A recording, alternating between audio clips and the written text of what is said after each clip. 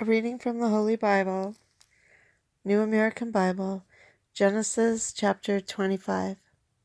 Abraham's Sons by Keturah. Abraham married another wife, whose name was Keturah. She bore him Zimran,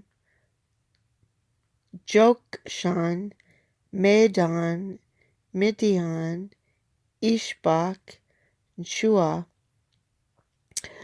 Jokshan became the father of Sheba and Dedan. The descendants of Dedan were the Ashurim, the Letushim, and the Leumim.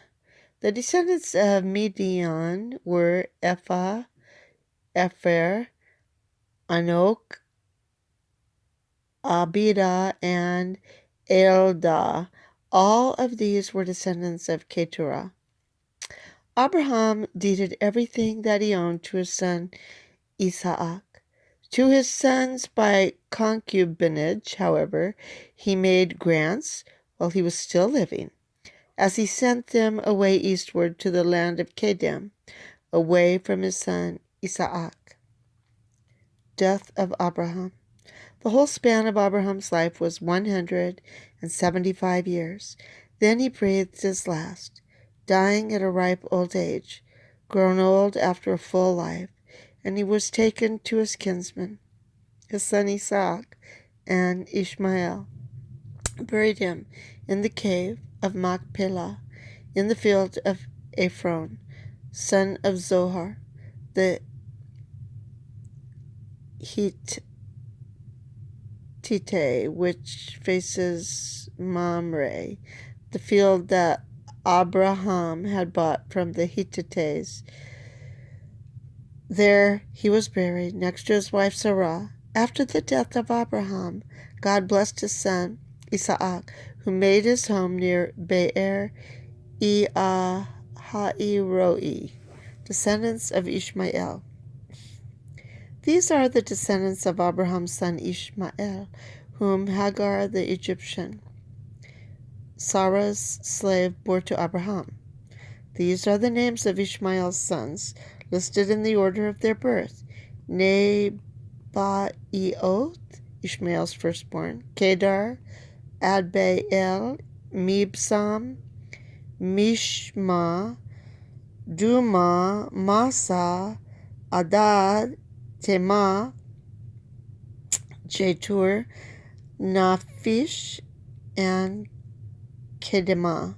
These are the sons of Ishmael, their names by their villages and encampments, 12 chieftains of as many tribal groups. The span of Ishmael's life was 137 years, and he had breathed his last and died. He was taken to his kinsmen. The Ishmaelites ranged from Havilah by Shur, which is on the border of Egypt, all the way to Assur, and each of them pitched camp in opposition to his various kinsmen. The patriarchs Isaac and Jacob, birth of Esau and Jacob. This is the family history of Isaac, son of Abraham. Abraham had begotten Isaac.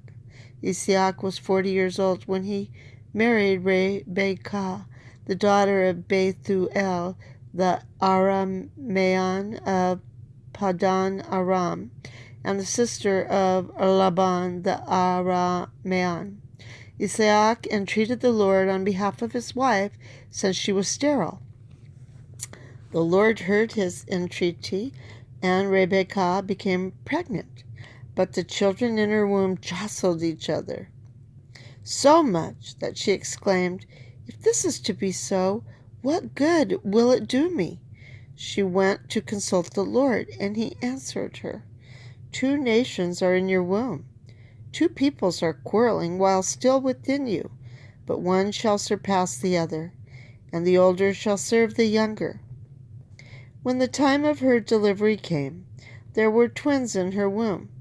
The first to emerge was reddish, and his whole body was like a hairy mantle, so they named him Esau. His brother came out next, gripping Esau's heel. So they named him Jacob. Isaac was 60 years old when they were born. As the boys grew, Esau became a skillful hunter, a man who lived in the open, whereas Jacob was a simple man who kept to his tents.